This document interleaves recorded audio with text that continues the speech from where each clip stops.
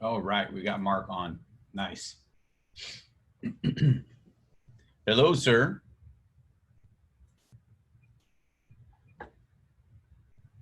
Looks like you may be joining audio.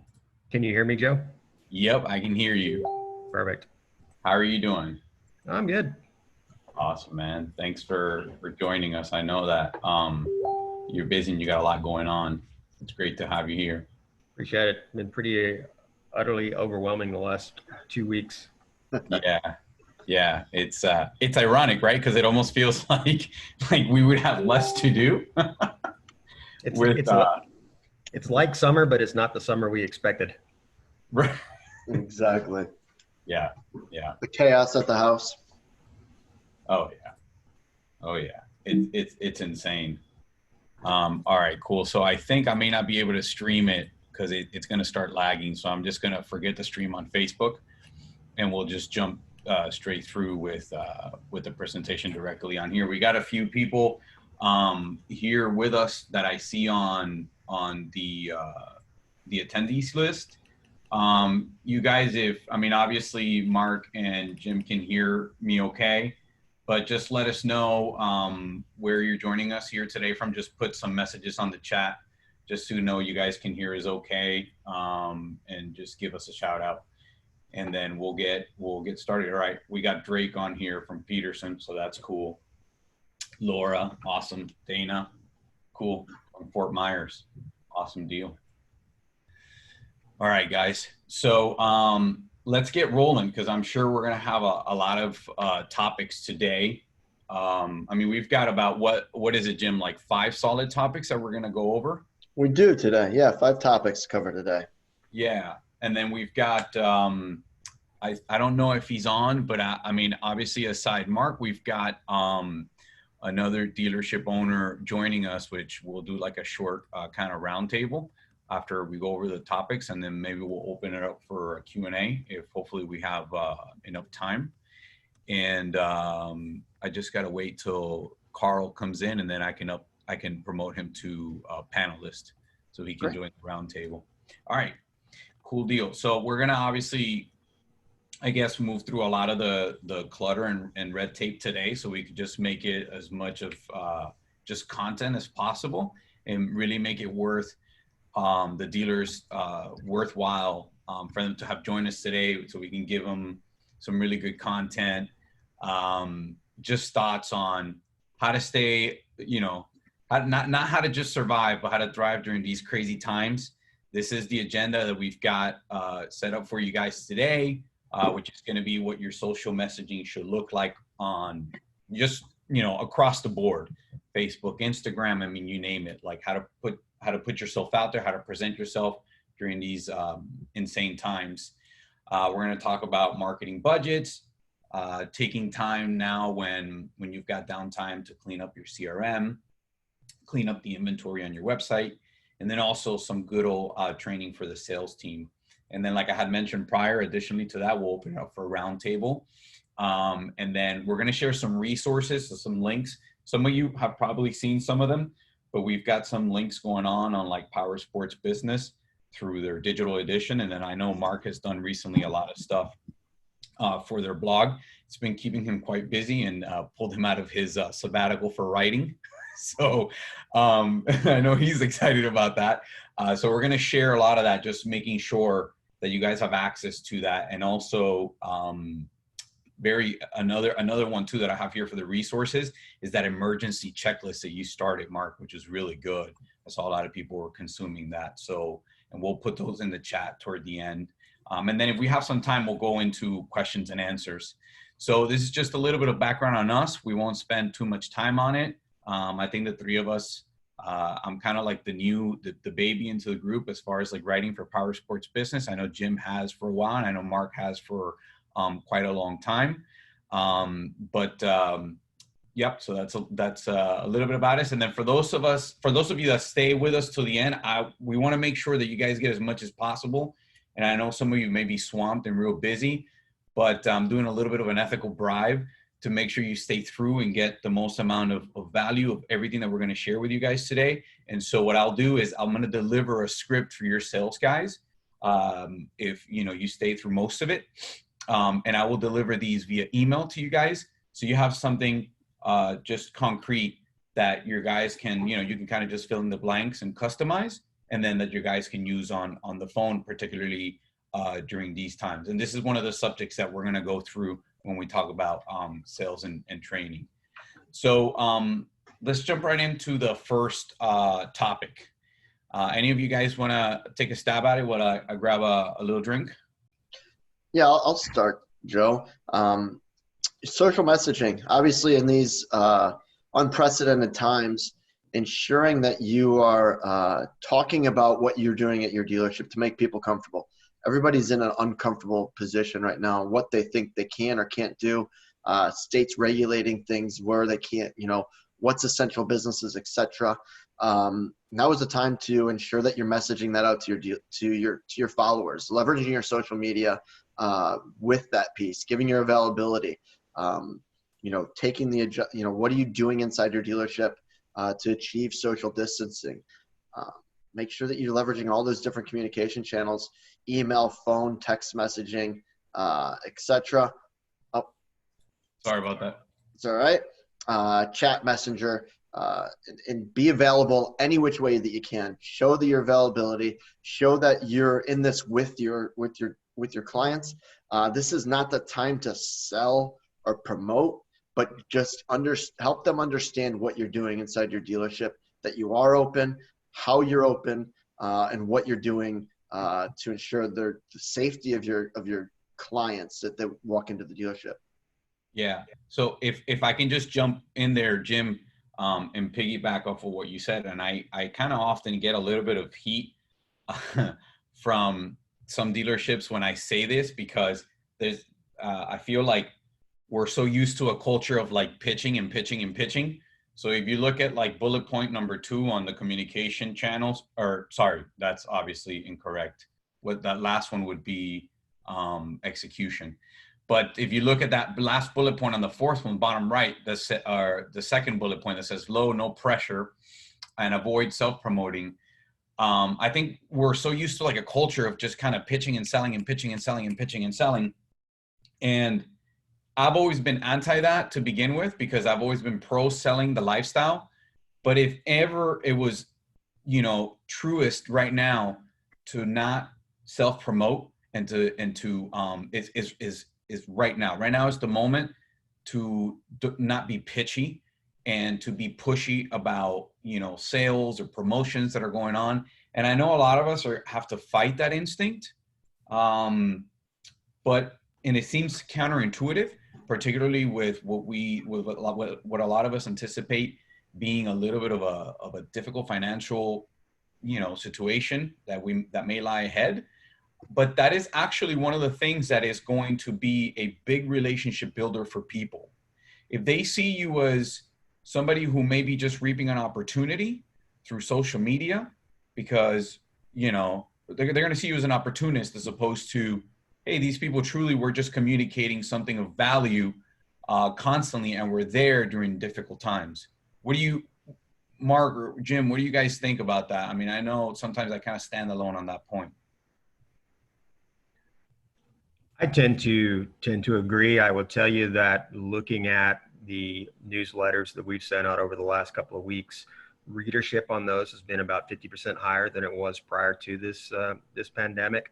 And so I think customers are really hungry for information. But I would also tell you that from talking to lots of dealers, looking at lots of dealers across the country, seeing a lot of mixed messaging. And, my recommendation would be that you sit down with your managers, you come up with what your strategy is going to be, you put it in writing, and then you share that with all your employees and utilize the same message across all of your social media channels, so that you're not giving customers mixed messaging. That way you can improve what the company line is going to be, and then you're very consistent in how you present that to your customers.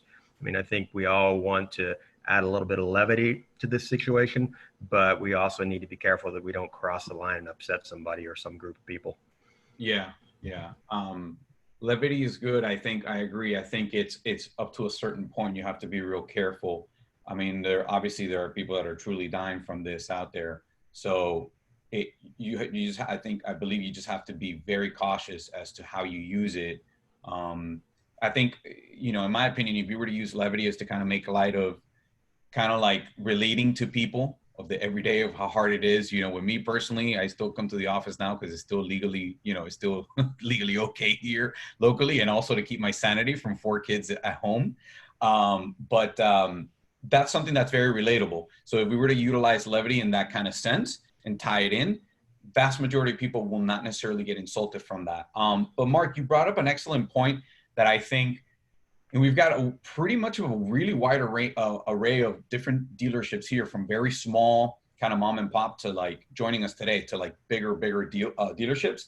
And one of the things I've personally noticed, and you mentioned something with regards to like having it written down and then communicating it to the team. I think that's important because some dealerships, you know, they kind of really lock down who can actually communicate on Facebook, and it may only be, for instance, the marketing director and like the dealer higher ups. But there are other dealerships that it's all of their sales guys that can very easily, you know, have access to their Facebook page. And so for those type of dealerships, it's especially important to take Mark's advantage and you know, it doesn't have to be a branding guide, but at least that it's something that it's very clear as far as a company-wide communication, that they understand here, you know, hey guys, this is what we're going to stay away from. This is what we're going to go with. This is the general message we want to get across. And these are the goals. And that everybody is on board with, you know, with that messaging. I think it's important to follow common sense. I mean, you look at a lot of dealers' Facebook pages right now, and you see they're still posting pictures with customers, and they're shaking the hands of the customer, and then they get negative feedback on things like that. And I mean, this is, you know, I'm not going to say it's not common sense, but these are just things that, you know, right now you're probably under a bigger microscope than you've ever been on before, because there's so many people that just don't have anything to do. They're looking for something to do, and we don't want to give any customer that ability to shoehorn themselves into our conversation. That's a great point, Mark. You know, it's probably a great time to, you know, if you have all your social campaigns done and set up already through all the different apps that you can do that through, now is really a time to make sure that you don't have any of those where it is a customer that may have bought from you 2 months ago, but it's now just hitting your social feed without you even realizing it, right? So that's a great point on that side. And in one of the links that I'm going to share later on in the chat, I'm going to share, it's pretty much hot off the press. I think Powersports Business just did their April issue that's coming out. So it's only available on digital. So I'm going to share that link. And in that article, I talk about just that, Jim, which is, hey, create what's called kind of a holding category. So if you've already kind of pre-scheduled stuff out there on social, make sure that, particularly if it's something like that, like Mark was saying, you know, shaking hands with a customer, anything that just may not be appropriate for the time, that you put it in that holding category, and it just gets paused up until further notice. I think a good example of like appropriate levity to use and things that people can kind of relate to, may sound a little cheesy, but, you know, would be like, hey, if you guys still want to show that message of like that you're moving units and stuff like that, show instead kind of like an air high five, like freaking 4 feet away, or, you know, or something like that. I mean, that's acceptable, kind of making light of the situation without necessarily insulting or offending anybody. It also shows that you're up to date and you're informed with best practices. There was a real funny clip, and not to get political by any means, because we've got people here in all ends of the spectrum. But there was a real funny clip where I think it must have been, you know, this anchor was interviewing Joe Biden, and he like coughed into his hand, and it said, "Mr. Vice President, I think you're not supposed to do that." And he said, "Wow, I'm just at home, blah, blah, blah, blah, blah." He started ranting. That's a perfect example of what not to do. So definitely, you know, just, I would agree with Mark, common sense, and, you know, you can use levity, but also even with more common sense to use it. Hey, Mark, you had brought up a good point. I don't want it to be missed about email marketing right now and emailing. 2 points with that. You mentioned that open rates are higher than we've normally seen at this time. We're seeing the same thing. Our dealers are reporting the exact same thing, that the open rates are at a much higher level than they've ever been. What I've also seen out there, though, is that the consumer, or we all are, already becoming fatigued with anything that says coronavirus or anything like that in the subject line. So as you're thinking about your email campaigns, you've got a chance to have a pretty strong open rate, but be cognizant about how you're communicating those pieces. I think we're going to talk about it in a few slides right now, but I also want to talk about autoresponders, right? When you have look at what your template is for your autoresponder today. If it says, hey, thanks for your interest, we'd love to have you come into the dealership. Now is the time to change those. Get your autoresponders set up in a manner that is cognizant of what's going on, what the new process is, and what they're going to see in a sales cycle for those that are reaching out, and make sure that that's communicated properly in your email responders. Yeah, no doubt. No doubt. And definitely, and even in those, like a perfect example, Jim, would be like even in those autoresponders, instead of like saying, hey, we'd love to have you come in, it's a perfect time to kind of tell them what you're doing different. So, yeah, I feel like I've heard from a lot of dealers recently, and some are doing like kind of like curbside parts and accessories, service departments that are still open, all the while, sales maybe, down quite a bit as far as like the activity on the floor. There are some other dealers though that are really going out of their way, and they're thinking outside the box, and they're doing something like, for instance, free delivery up to, 70, 80 miles, sign all the documentation via DocuSign. So it gives people the option of like, hey, we're still open. Maybe we've got a skeleton crew here on the sales floor. But if you want to do it from home, you perfectly well can do that, and we'll accommodate you. And even some things, I don't know that this is within the actual content that we prepared, but even like if it's, maybe when we get down to like the sales training part, we can kind of add this, which is teach your guys how to use Zoom, which is essentially what we're doing today, what we're using today for the webinar. I believe most people can't most people get a free Zoom account, Jim? Mm-hmm. Yeah. It's free right now. Yeah. Oh, and that too. I mean, a lot of these tech companies are offering like a free edition now because of everything going on. So, even something as simple as FaceTime, if the customer actually has an iPhone, FaceTime is great. And go, hey, you know what? Let me show you the unit, this and that. One of the things to kind of close up on this slide, obviously communication channels is going to be your traditional, right? Making sure that you're available in as many different places as you can. And I don't know if you already touched upon this, Jim, but also making sure that they're updated with your availability. So if like your store hours have changed, make sure that you have updated that information all throughout. So Facebook, Google My Business. Quick tidbit of information, Google My Business is seeing some delays in changes because they are giving their team priority for health-related companies.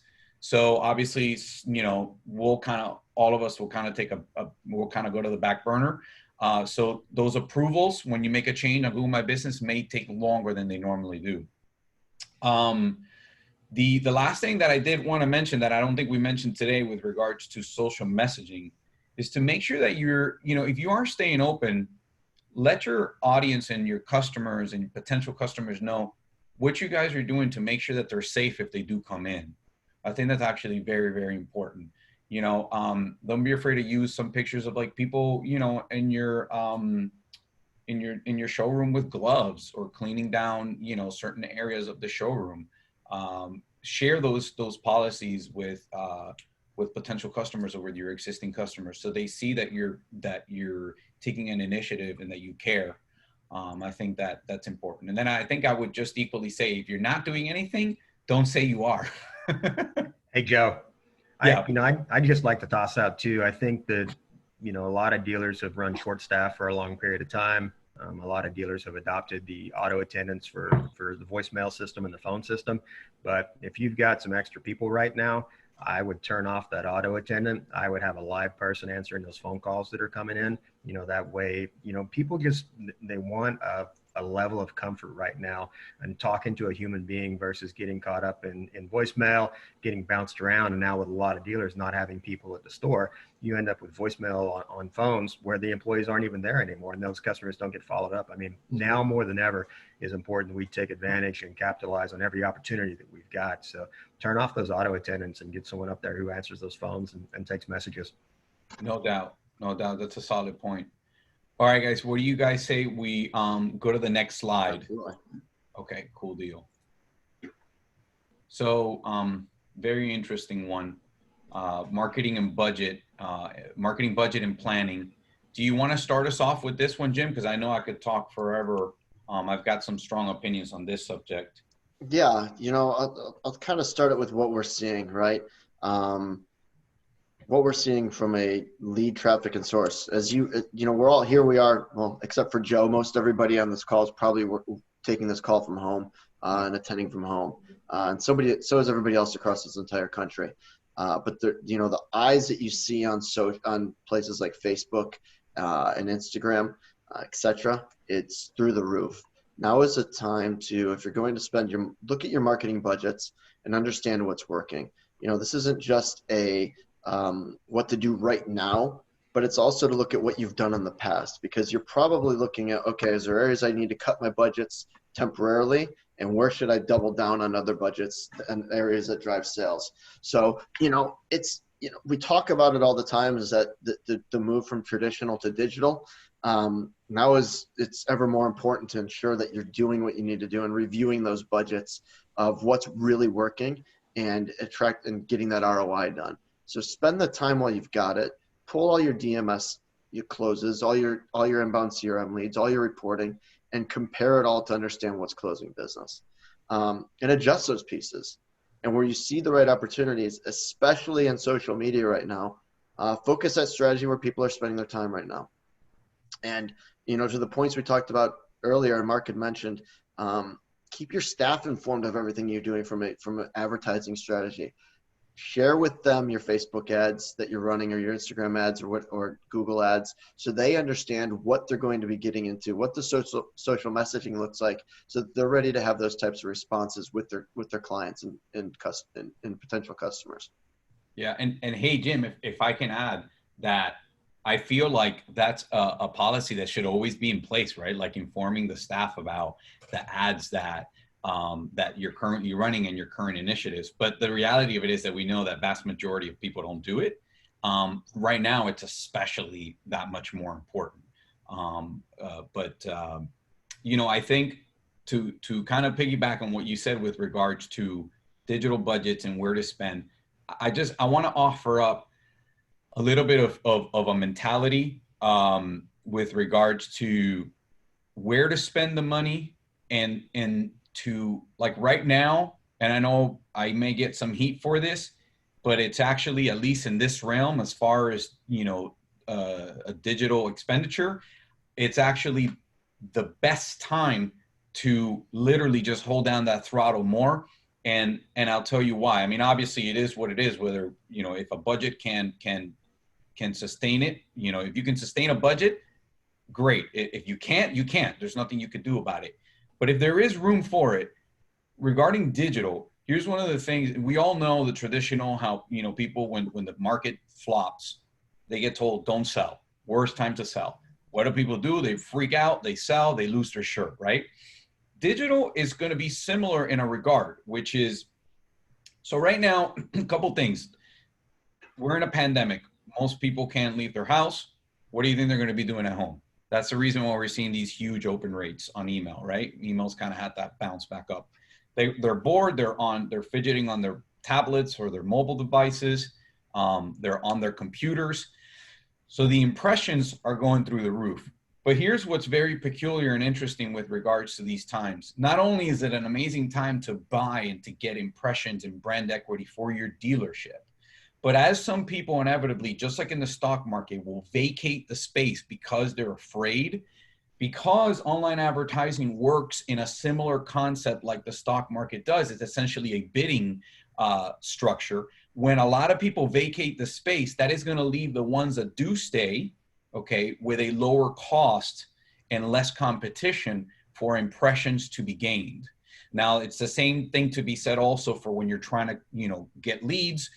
Leads, I know it's a little bit of a different conversation, mostly because a lot of dealerships, and rightfully so, will say, hey, well, but, if I get a dealer now, it's not going to turn into a close in a week or a few days as I would like. Yes, that is absolutely true.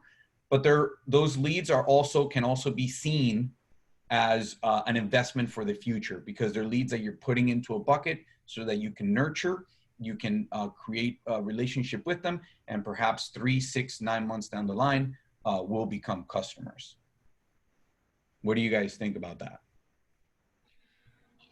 I think kind of a bigger picture, cash conservation is really critical right now, and making sure that we make the best use of the dollars we've got. When I used to work for APS, we used to talk about payable parties, and that was instead of you just turning in every invoice to the office manager and paying that bill when it comes in, you save them all up, and once every week or once every 2 weeks, you get all the key players together and you go through every one of those invoices and you talk about them, and is this something we need?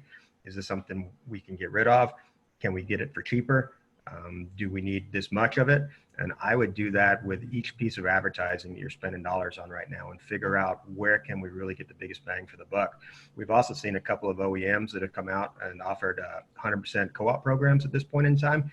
So it may not be exactly what you want to market, but definitely the opportunity to look at that. You're going to have to front some of those funds in some cases, and you're going to get credit back, 30 or 60 days down the road. But if a manufacturer is offering, 100% co-op program, and we can take advantage of that, then, that's a good strategy to pursue. Yeah, absolutely. That's an excellent point. So just more of a overall picture. I mean, I think if anything right now, it's the time to be much sharper into looking at a lot of these things on a case-by-case basis, without a doubt. Yeah. Well, yeah. One of the key things that I would make sure I had turned on inside my store would be retargeting. All the eyes that are coming to your site, the people that are spending their time there, keep your inventory and your dealership top of mind. Retarget with them with what they're looking at, in their news feeds, as they go around the web, on Facebook, on Instagram. It's cheap from a marketing strategy. It's perfect to execute during this time where people are going to return to the market to buy. They're not there today. They're going to be there in 25 to 30 days. Hopefully, ideally, that's where we're at when they come back, and we come back to a little bit more on normalcy. I don't think it will ever be the same bit of normal, but it'll be different. So spend that money, and I would say spend a lot of money on retargeting, and it's not a big budget to spend there, especially around Facebook and Instagram. Because it keeps your dealership and your inventory top of mind, so that then when they are ready to get out, and there's nothing better to do than to escape out in the open air and ride. It's a perfect thing to do right now. Yeah, and if I can add to that, and which is, yes, absolutely, to piggyback on what Jim just said, remarketing is very, I mean, in comparison to almost every other type of advertising, very inexpensive. But one thing that I wanted to add, that I think is critical and important, is when you're remarketing, make sure you're remarketing relevant. So as an example, I mean Beyond Creative is located in Sunrise, which is South Florida. So essentially the Fort Lauderdale area, just north of Miami. Broward County, which is our Fort Lauderdale, the county for Fort Lauderdale, pretty much always follows suits after Miami. So Miami kind of closed down, did a few, every time that they do a change, a few days later, Broward follows suit. But anyway, just this past Sunday, I believe, Miami, the city of Miami and the county shut down all of the boat ramps. So if you're a dealership down there and you're a multi-line dealership, I know we have some Harley dealerships here, so this doesn't necessarily apply to you. But if you're a multi-line dealership in Miami, you don't want to necessarily retarget stuff for personal watercraft or jet boats. I mean, jet boats may be a little bit different. There's a lot of people with their own docks and slips, down in the South Florida area. But for the most part, you definitely don't want to retarget stuff that's personal watercraft. So what you may want to do is kind of fall back on a strategy that's a little bit more branding related. So do something that's more general about your brand than anything else. So just make sure that the message is on point when you're remarketing, or what you're remarketing, the items that you're remarketing are on point with the very flexible situation that we've, obviously got going on right now. We are seeing lots of cases right now too, where the manufacturers are coming out and, they're offering us these low cost programs to run ads on our Facebook page and Instagram and some of these other pages. I don't know, Joe, if you've done any research on those, but at least the dealers that I follow on Facebook, I see very little interaction with those ads. And as you see, the same ad shows up on 30 or 40 or 50 different dealers across the country. I don't really know how well those work. And I would be very careful about signing up for those programs. I think you're a lot better to maybe spend some of that money to have an employee who's taking some photos of your dealership, your customers, and customizing that for you. The other problem that we run across with some of those OEM ads is that the links in them send the customers back to the manufacturer's website, not your own. And you want to maintain control of that customer. I mean, you did the work to get them to your Facebook page or your website. You want to hold on to that customer from that point in time. You don't want to turn over control of those people.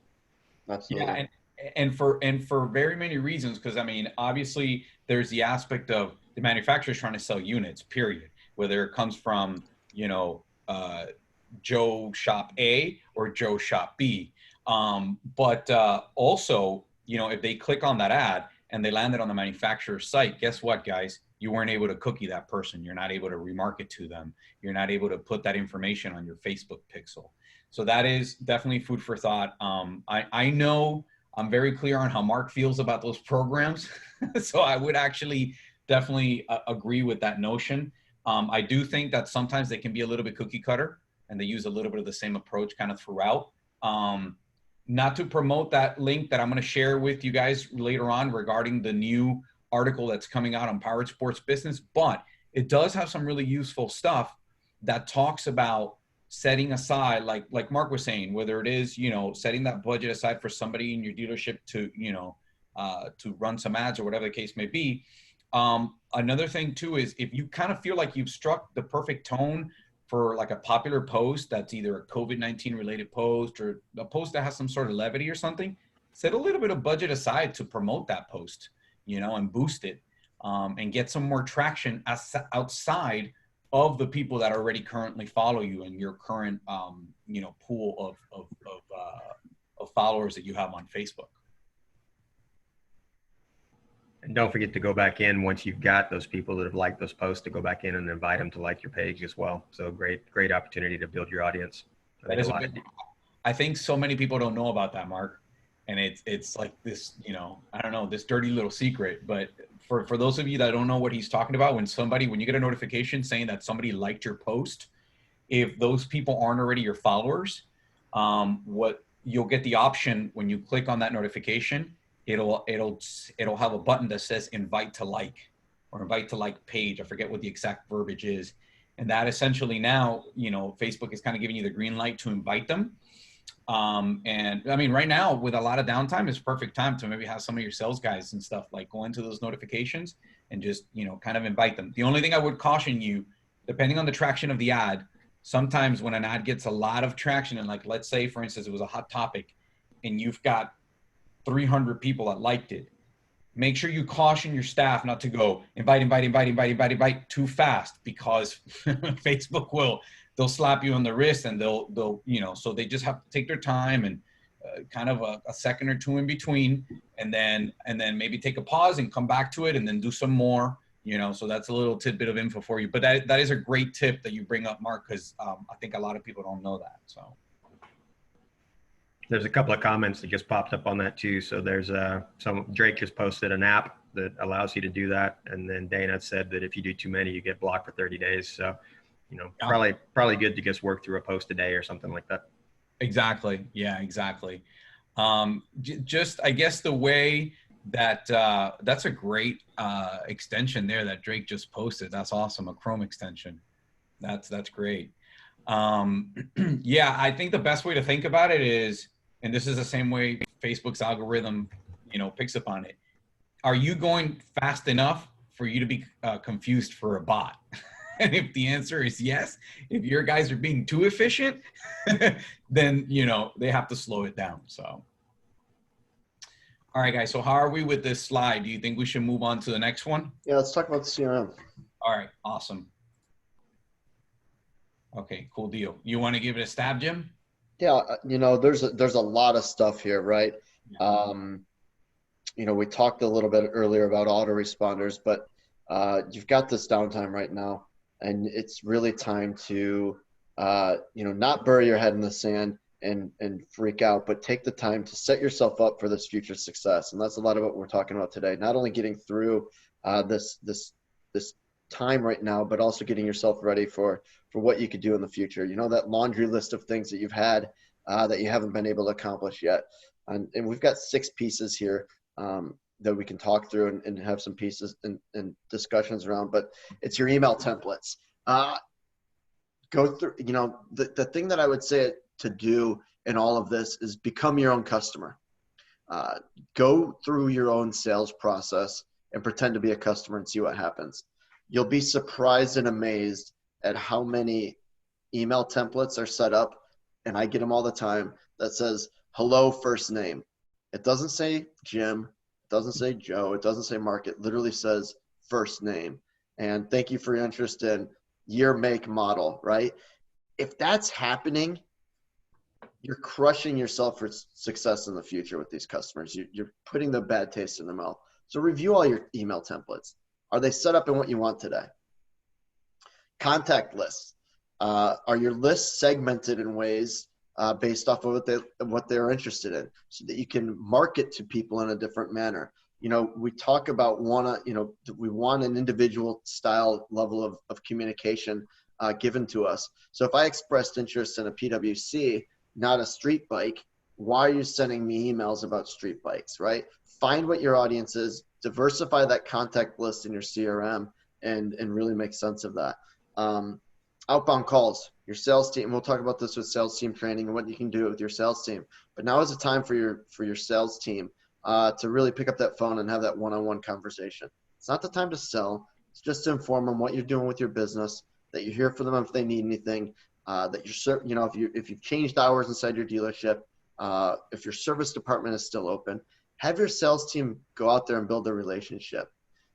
Contact owners, again, how many times do you see it that, and we've even done it in our own CRM at Lot Vantage, right? Where I have accounts or contacts that are assigned to unassigned team members, maybe because they're no longer with the organization. Make sure that your contact, that everybody has a contact owner associated to them. It's somebody that's inside the dealership. From a lead attribution standpoint, again, this kind of goes back to the connecting the dots on your marketing spend, like we talked about before, and then taking these contact lists that you've created and uploading those as Facebook audiences. I know we could talk about each one of these subjects at length, probably for hours, but those are some of the major things that we see you should be doing inside your dealership today to really clean up that CRM, spend that time while you have a little bit of that downtime, and also pretend and act as if you're your own customer. This goes the same as and we don't have this on the list, and we talk about inventory a little bit, but more digitally. When you drive up to your dealership, if you're still going to the store, stop before you pull up to the store and put on the eyes of being a customer. What happens to you when you pull up to the dealership? Today, we pull up to the dealership all the time, and we don't think about what we see. We just kind of pull to the back. Pull to the front. Look at the presentation of your inventory. Look at the presentation of your dealership. Maybe it's time to trim those trees or those bushes, pick some weeds, and get the dealership in a position that when people do start coming back, that you're putting your best foot forward for the store. Walk through the dealership. Is everything clean? Does everything look in order? And I know I'm going off a CRM management topic, but these are the things that we see dealerships that are doing right now in these times where things are a little slower, that they can even leverage a sales teams to do some of these things and act like a customer through all your digital processes and in-store processes. Hey, Jim, I know this is probably kind of a sore subject for a lot of people, but I fully expect that the majority of dealers on the other side of this pandemic are going to have less employees than they started with when we got there. I mean, the biggest dealer I work with has already laid off 28 employees at this point in time. So, and kind of seeing that across the board. I refer to a customer who used to work with a salesperson, and then that salesperson left as a ghost customer. those people exist in your CRM, but now they don't have that in-person contact in the dealership anymore. How do you recommend that a dealer work with those ghost customers to make sure that, they get handed off to someone who's going to be their inside guy going forward? I think that's a great question. Now, as there's a lot of empathy right now, right? And there's probably a chance to make that outbound phone call and do an introduction and an introduction email that, hey, we know we're going through a lot of tough times across our country, across everything, even inside of our own dealership. Be authentic with it. Don't try to say, hey, we're so far ahead of everything. We're in great shape. You've got that chance to build that brand, that personal brand, and that that empathy, because a lot of people are in the same position. I would encourage that to be as an outbound phone call, not some canned email template, but just an introduction call and say, hey, this is Jim with ABC Powersports. I just want to let you know if there is anything that we can do for you. I'll be your new point of contact. I'm going to follow up with an email with all my contact information. Just an easy personal touch is the easiest way that I see to do it. It's a tough time. You're right. We do have a lot of people that are getting laid off. Hopefully we can bring people back and into the fold here, but it is a chance to leverage what you have from your sales team here still to make those types of calls. Hey, Jim, and we could talk a little bit more about this too in the next few slides when we talk about sales training. But one of the things that occurred to me, and those of you that know me, that I'm terrible at sales. It's like nails on a chalkboard. I'm too techie and I tend to talk a lot, and I feel no. Exactly, just a little bit. I geek out and stuff like that. But anyway, one of the things that is hardest for me is I find it difficult to find a point where you can connect to people, right? And right now it's the easiest time, because all you have to do, I feel like, when you pick up that phone, whether it is somebody that your sales staff has had an interaction with in the past or they haven't, all they have to do is, hey, Joe, just wanted to see how you're doing. Because guess what? We're in this globally together. So we know that one way or another, this pandemic is affecting everybody at one way or another. Somebody's affected, whether you're like me that's trying to, stay in the office because you have 4 kids, or, whatever the case may be, or you're a business owner that's single. It doesn't matter. You're one way or another being affected. So I feel like if you just ask that simple question, how are you doing? I know things are crazy right now. Times are crazy. And I just wanted to reach out and find out how you're doing. And I feel like that's going to possibly be a big conversation opener. And then those of you that are better at sales and really good at listening, with that aspect of it would just kind of kick in, and you just start taking that feedback from what they're telling you, I just want to toss one more piece in, because I think it kind of ties into the slide, and starting to have these conversations with dealers, is that as you're speaking to your customers, you're going to get more and more customers over the next few weeks that are going to want to sell their bike or their motorcycle, their ATV back to you. And, we're already in a position where we don't know what the future is. We're trying to conserve cash to make sure that the dealerships can survive through this. So you need to have that discussion with your sales staff and let them know where you're at on outright purchases. Is that going to continue? I mean, are you thinking you're going to be able to move those vehicles in the next 90 days? Or do we want to limit outright buys and only take trades? So just something you need to think, and that's really predicated by your personal cash position at the dealership. But I know it's going to be a limiting factor for some dealers the longer that this carries on. Absolutely. No doubt. I don't know if you touched upon Facebook audiences or not, Jim, but I just wanted to add a couple more things to the contact list aspect that you mentioned. So I just wanted to go for it.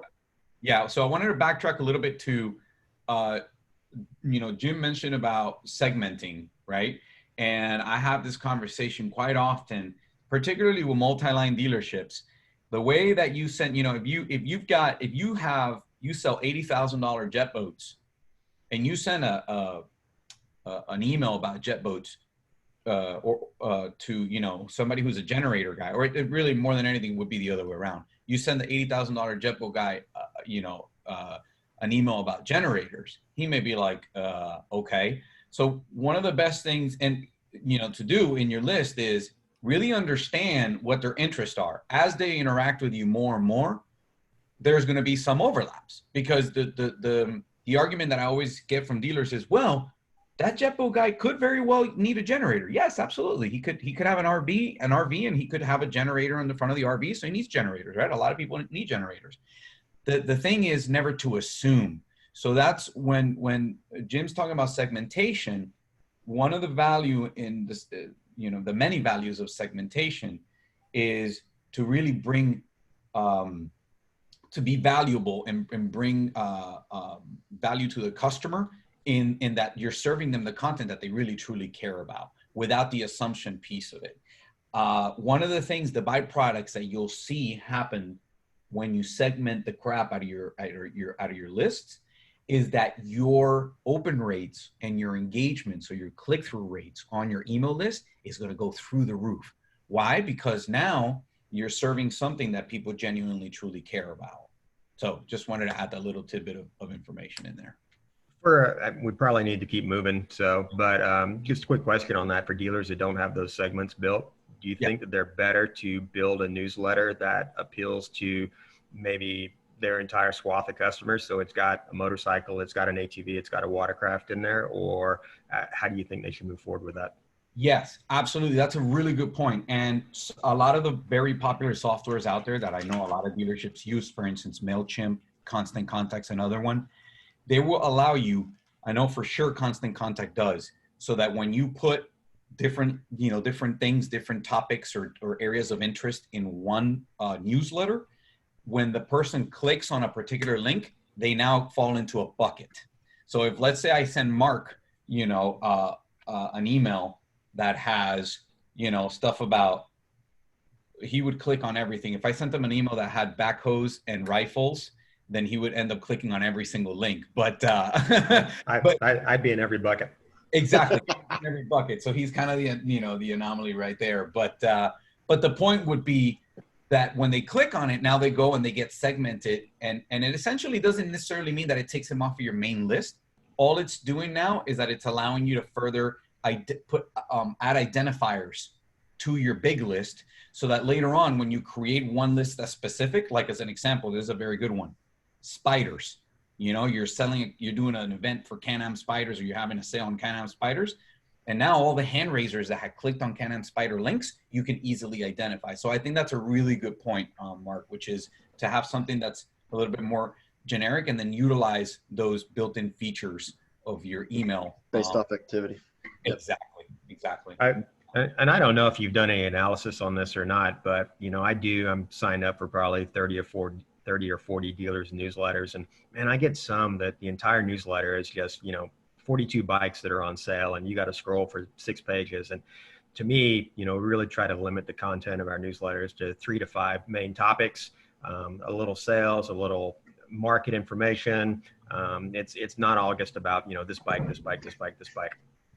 Yeah. And the realities of working from home just kicked in when my 2.5-year-old walks in the door. Hey man, it's happening. He didn't know. Poor kid. Now he's upset. So but we're all in the same boat. There's another piece. We're all in the same boat. You go back to outbound calls. That's where you just humanize this thing, and it's just part of reality of what we're all in together. All right, let's keep this rolling, Joe. Yep. Let's go on to inventory. Awesome. I know you are an expert on this, Jim. So take it away. This is my yes. I will scream this from the mountaintops at all times on the importance of inventory presentation. And when I talk about inventory presentation, it's not just used inventory, it's new inventory. I put 12 photos. I think there's needs to be a lot more than that. But to me, there's 4 things that sells inventory. It's price, photos, descriptions, and incentives. That's how people are shopping. Everybody is now shopping digitally. And if I can't see it digitally and you have 2 photos of a bike, I'm not going to know it. I'm going to move on to the next one. It's really easy to get the 12 photos of a bike or an ATV or a side-by-side or whatever it may be. You do the 4-quarter shots, the sides, the fronts, the backs, cockpit shot, or the odometer shot, the wheel and tire shot, etc. But leverage the teams that you still have, if they are still coming in. You can do this off a digital camera today. literally off your cell phone. If you get the iPhones are powerful enough that you can take all your photos off of them, upload them get them onto your website as soon as you possibly can. This is where people are shopping. Again, find a good spot from a backdrop that you want to use and make it part of your process. Make it part of your process starting now on what you're going to do for the future. Ensure that your descriptions are up to date. Do the descriptions include all the incentives that are now available to the dealership? These are a lot of things that we see that dealerships that do it right include all their photos. They're not a stock photo, please. Stock photos kill. Think about the way that you shop. If you're shopping for something today and it's a stock photo of something or of a car, you're not going to be interested in it. You need to get the photos taken of all your inventory. You got to have prices on everything. If I don't see a price, I move on to the next thing, just like every one of us does in our personal shopping habits. Show the incentives, write the descriptions. If it's a used bike and it's got a ding or a scratch in it, tell it. Tell the story up front. Be upfront about what they're going to walk into. Don't leave the customer with any surprises. Your closing ratios are going to be high for the next 30, 60 days. Give the good, bad, and the ugly, and watch build that trust with the customer, and you're going to be a lot better off. We've been really pushing dealers to get prices listed on vehicles online, and I'm supposed to get some fresh data from Dominion this afternoon, but the data I had from a couple of years ago when they did a big analysis on Cycle Trader was that a listing that had a price was 17x, not 17%, 17 times more likely to get a customer click than a listing that just said call for price. Yeah. It just doesn't work anymore. There's too much knowledge at our fingertips sitting in our hands today that Yeah. you have call for price, you don't have photos, there's a poor description, you don't tell me what the incentives are available on that. I'm moving on to the next one. Going to your competition.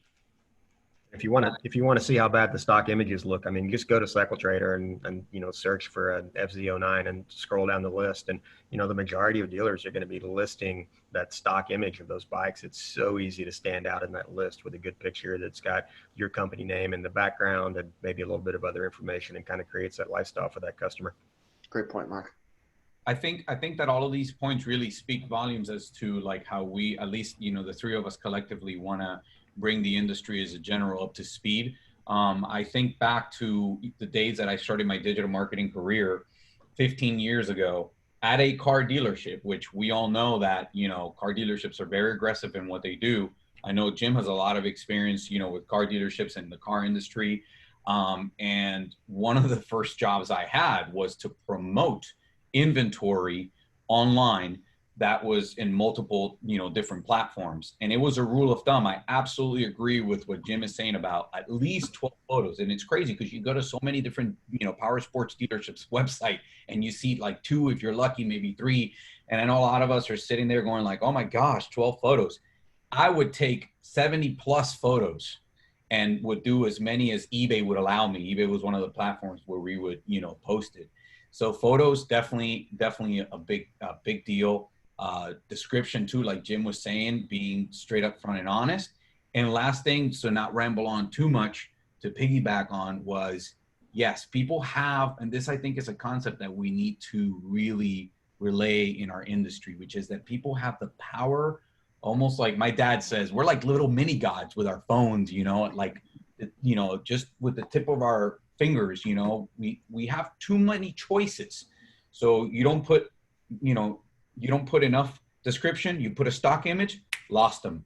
You didn't, give a price, lost them. Why? Because they're just moving on to the next. So, and I get why a lot of dealers do it. They're afraid.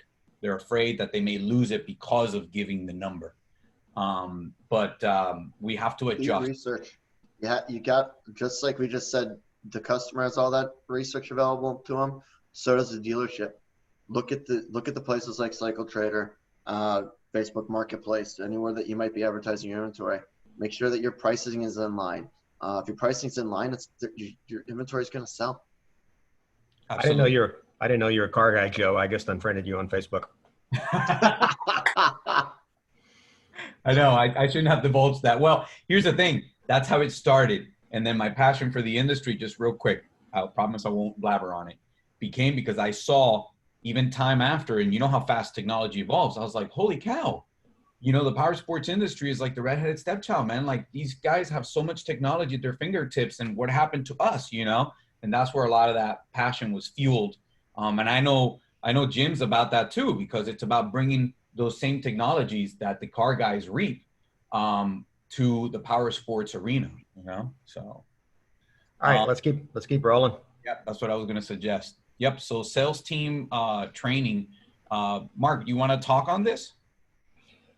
The we just kind of put together, and the item over on the left or on the far right, the consistency of messaging is really just a broad blanket statement about every piece of this, and kind of what we talked about earlier. We want to make sure that, our sales team, our parts team, our service team, everyone knows exactly what the status is of the store right now, how we're operating, how we're doing business. And let's make sure that the customers get a good, consistent message from anyone in the store that they actually talk to. As far as sales team training, right now, if we do have some of our staff coming in, maybe they're not as busy as they always have been. And so let's do some practice walkarounds, and let's do it like we're working under COVID conditions, so keeping some distance between ourselves and the customer, maybe being careful about how we're touching product and making sure that we're not putting our hands on the steering wheels and on other pieces. So what we want to do is we want to practice how we want to operate when customers actually come in. And we want to make sure that we've kind of changed our habits so that when a customer comes in, they're not concerned or they're not worried about catching a virus just because they've come to a store that's not operating under a certain level of caution based on the current situation that we're dealing with. As far as phone calls, I think we need to be better than we've ever been before. Listened to some phone calls from a dealer a couple of days ago, and just really, really bad. And right now, for the customers that do want to buy product, they've got a lot of dealers that are really, just discounting, selling cheap, just selling because they're scared, because they need to get any sales they possibly can. And so we just need to be so much better than we have been in the past. And just a great time to practice. Good time to listen in on phone calls that your salespeople are making. A lot of times, someone taught me this a long time ago, but, I found I tend to speak fast. Not everyone always keeps up with what I'm saying. And so I learned a long time ago that when I tell an employee something, then I ask them a question in the end and go, tell me what you're going to say. How are you going to say that to the customer? And then they get to practice once on me. And then instead of practicing on the customer, now they're practicing on me. And then they can go out and they can actually do the real thing with the customer. And we know exactly what they're going to say and how they're going to present that message. I don't want to hog all the circles. I think, pick right off of that, Mark, it goes right into inventory walkarounds, right? Of how do you present your inventory? This is now the time to train on those pieces. Even for those that are coming in, to everything you mentioned before of ensuring we're not touching things and doing things in the right way to make people comfortable. But also, the hardest thing for any one of us to ever do is to present in front of our peers and present in front of other salespeople that we work with, because they know the product just as well as we do. So practice your inventory walkarounds, understand what the options are, leverage all the new content and what's new on the 2020s that's not on the 2019s. Train your sales teams that you have that are coming in store on how to present that inventory and get them very comfortable with knowing our inventory. In a lot of cases, because the customers in some cases are knowing more about the inventory than the dealerships do and the staff does when they walk in the store. This is the time you can change that and get ahead of it. I'll let you guys keep on. I'm sending in some resources, just working on these links for everybody on the chat, which is a good time to let them know. I'm just putting in some of those resources that I have promised on there too, because I know we're running out of time. Good. And you talk about text and Messenger, Facebook Messenger things. You've got to stay on top of this stuff. Every possible opportunity you have right now is gold, right? So you can't let this stuff sit. We can't have 6, 7, 8 hour response times. We've got to be on top of all of our opportunities. So make sure that the sales teams that you do have in the staff, if you're running split shifts, etc., whatever you may be doing, or if they're working from home, that they have all the things that they need to be successful. and that they're responding in a fast manner, because now is the time to ensure that you are, people are going to be very impatient because they can be, because they're sitting in front of their computers. Get on them, answer all your ways that somebody can communicate with you: phone, email, text, Facebook Messenger, chat, etc. Have them managed and owned by individuals inside your store, and respond quickly. Yeah, I agree. I think the part about impatience is a big one. They don't have very many things that they can do right now, so that's a really important topic, and that's one of the things which is kind of like that double edge as far as digital goes, which is that people are used to getting stuff quick, and I think the response time on right across the board, right, text, messenger, and phone calls and emails is super important and critical. So I'd have to double down on that. Agree with that. Yeah. While you've got text and messenger up there, what are you recommending? Any particular platform for texting right now? Because we've got so many choices. Yeah. So, I mean, I know that there are a lot of different ways that dealers feel about, chatting platforms. So it's just going to depend. I mean, I would certainly, I would say if you already have a chat platform on your website, make sure that you continue that. Another big one, as far as like being able to communicate relatively easy with where a vast majority of our demographic as far as power sports goes, is Facebook Messenger. Because now if we were to talk about, okay, how to capture the next generation of buyers, that's a whole different story, right? We're talking a little bit more Instagram. In Instagram, you can still communicate through DM. But as far as like where you're going to capture a vast majority of people, and let me tell you something, if most of your customers weren't already on Facebook, I bet you they're going to be pretty soon with them staying at home and all of that. So Facebook Messenger is a really big one. Texting, gosh, there's so many to go around. I know that a lot of dealers have had a lot of success with Connect, which I always kind of forget how they spell it. They spell it real weird. I think it's Kenect. That's how. Yeah, that's exactly it. And that one integrates With Lightspeed. and SMS.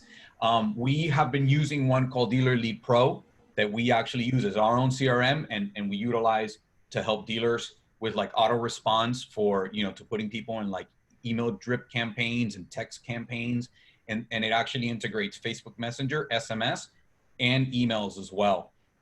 So that's the Dealer Lead Pro, but there's so many different ones. Those are like the main top ones that come to mind. What are you guys using in your dealership, Mark? So we're utilizing Lightspeed, but we've bought quite a few different numbers, and we are have kind of got those segmented with the different departments.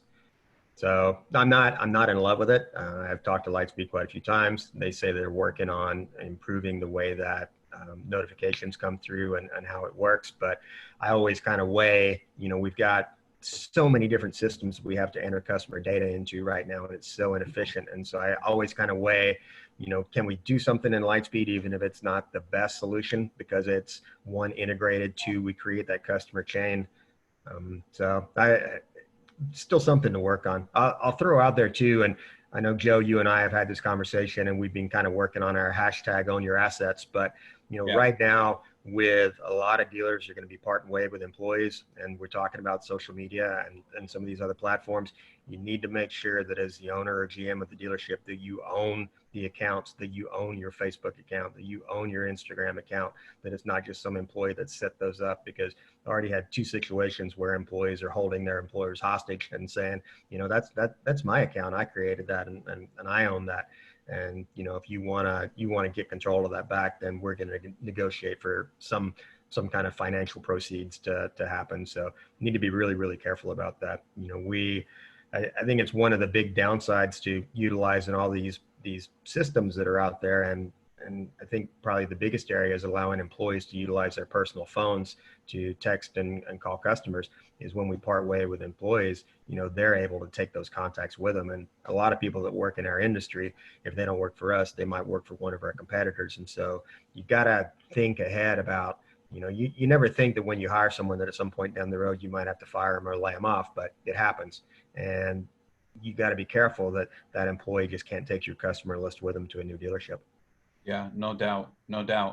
I know that, Facebook's a bit of a pain, particularly when it comes into this area because, um, everybody kind of has to log in on their own personal, but there are ways where you can make sure that through like admin panel, that the people that are your employees only have a certain level of access. And this is actually positive news. I've seen that dealerships are slowly but surely catching on to having those certain levels.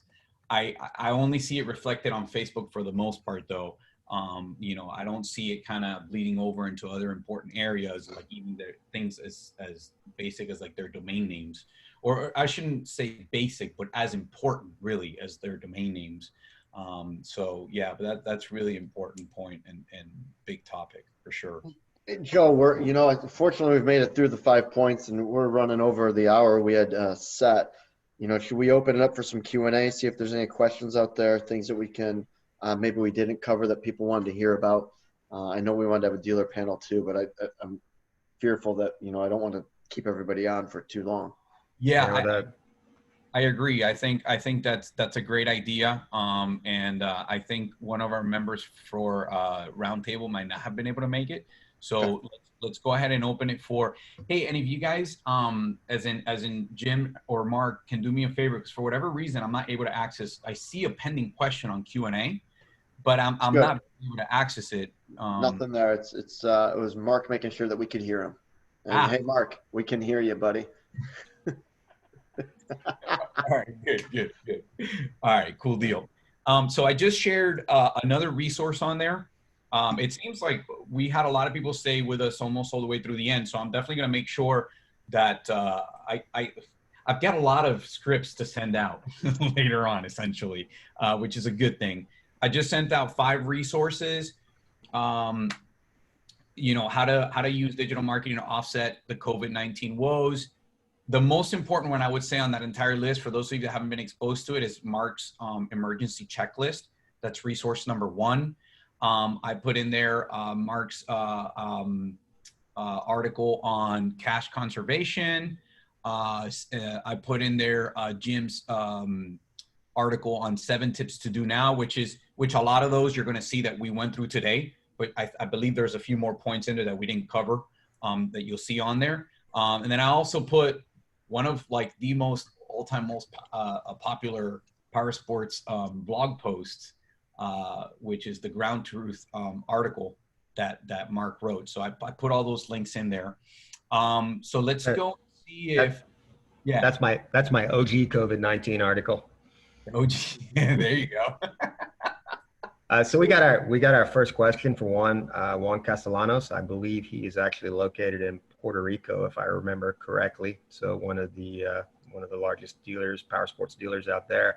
And his question was, we are closed, so are under curfew. What is the best strategy to keep the people motivated? My recommendation would be that, you communicate with your staff about, what the next week or 2 weeks or 3 or 4 weeks are going to look like. Are you going to continue to be able to pay people? Are they going to be laid off? At least be honest with them and give them an idea about what's going on. I would also really look at, there's some moral and ethical questions that you've got to ask yourself, and how far do you want to push your people? But we sat down with every one of our employees, and we've got a relatively young workforce, and just ask them, are you comfortable coming to work? Do you want to keep doing this, or would you prefer to stay at home? And, we had more than 90% of our employees said, I want to keep doing this until I can't do it anymore. And so we've been able to continue to operate our service department. We had 3 weeks of customer work that was in service. All our techs are coming in every day. They're working with the door closed. We had a whole bunch of units were tied up for used unit recon. So we're going to be working through those and getting those ready. And then we have got a live receptionist who's answering every phone call that comes in. We created some Google Forms, and when those calls come in, she updates a Google form that sends an email notification out to the department managers, and then the department managers are either following up themselves with those customers, or they are distributing them out to the sales staff and making sure that someone is following up with those customers. And we're just continuing to to build our pipeline for when business opens back up, to, you know, whatever the new normal is going to be. And we still have customers at this point in time who want to buy products right now. And so we're just setting up appointments with those customers. You know, meet us at the store at 3:30. We'll have a finance person there. We'll have a parts person there. We'll do the deal. You know, the front door is still going to be locked, but we're just operating at whatever level we possibly can that we're comfortable with. And I would recommend that everybody do that. Yeah, and just a quick tip on there with regards to you talked about creating appointments. Check out, for those of you that, you know, want like an easy way to integrate a calendars and stuff like that. I personally use HubSpot, but there's an app called Calendly. I'm gonna put the link in the and I believe there's a free version. I'm gonna put the link there on the chat. And that app will integrate with, like, you know, your Gmail calendar and all that stuff. And it's very intuitive, it's very easy. People will just like click at the available times. So that way you're not like double booking or anything like that. It'll also send reminders for people. So you'll get like less missed appointments and stuff like that. So, you know, Mark just brought up the whole thing about scheduling. And so I just wanted to share that real quick. I wanted to, yeah. Can you pull up that, just that COVID-19 sheet? Can you pull it up and show it live on the screen? Yeah, you're talking about for the checklist? Yes. Yeah, sure thing. Let's see. So let me go over to my chat. I'll just click on the link. Well, you know what? Smart URL dot.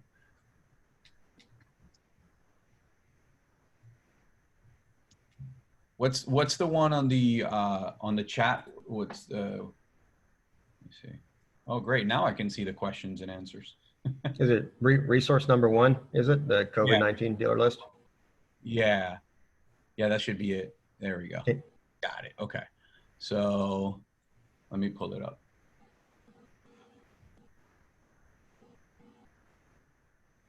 Ah.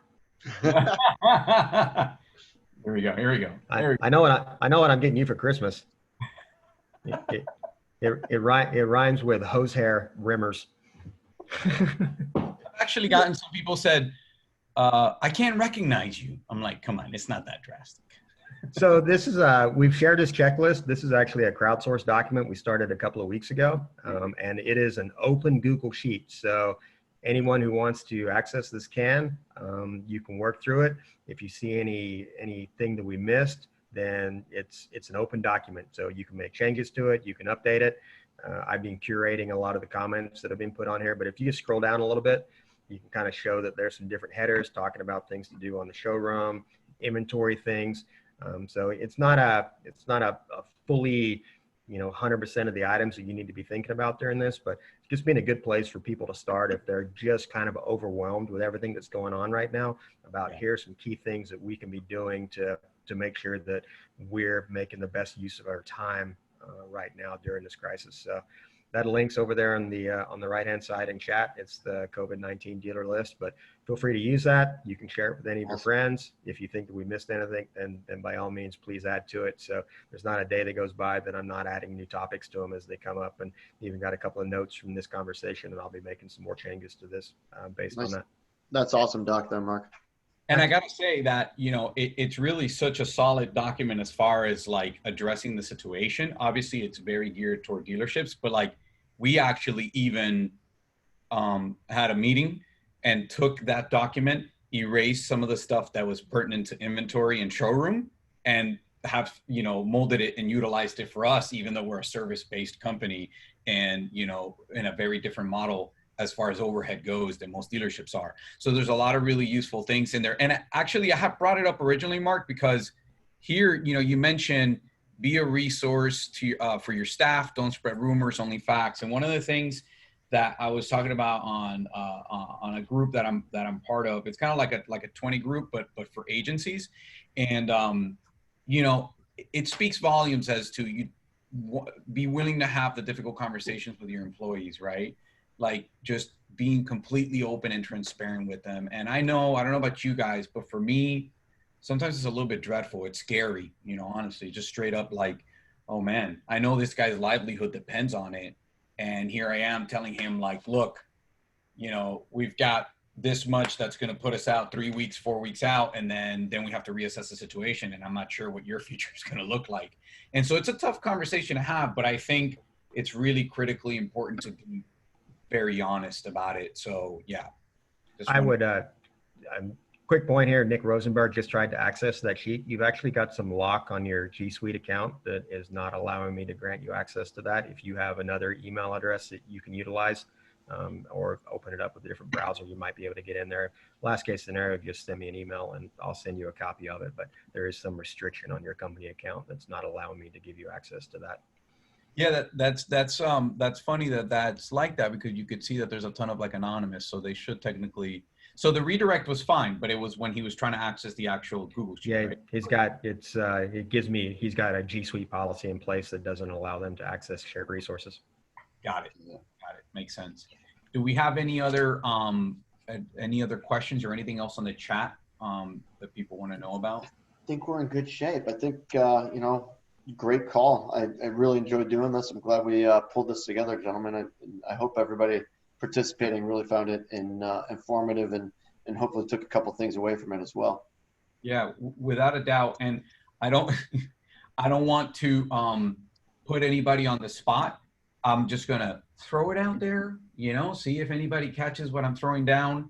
I'll plant the seed, but obviously it's an ongoing, very fluid situation. I know you guys have everybody on the call, but particularly I'm talking about Jim and Mark, you guys have a very busy schedule. What I will try to do is I'll keep in touch with you guys to see if, there's anything that between now to a week and a half or whatever, we can kind of put together to kind of give people some updates.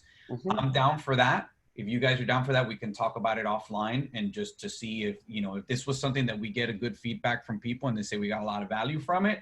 My thing is, let's be a resource for the industry, for our dealers, and be there for them as much as we can.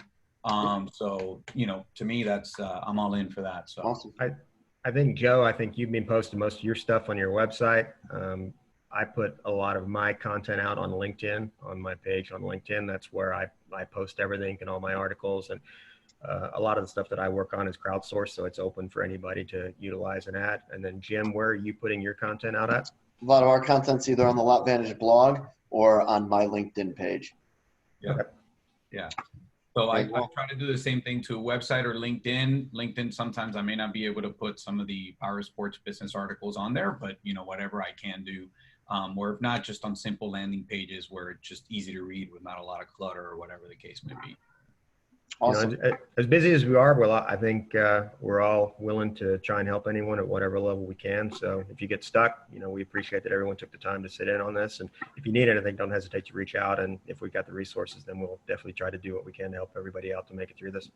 Yeah, absolutely. And I think what I'll do is on the chat right now, before we close out, I'm going to share, obviously I put all of your emails. I already kind of put you guys on blast. I put all of your emails at the beginning of the presentation, but I'm putting my email on there.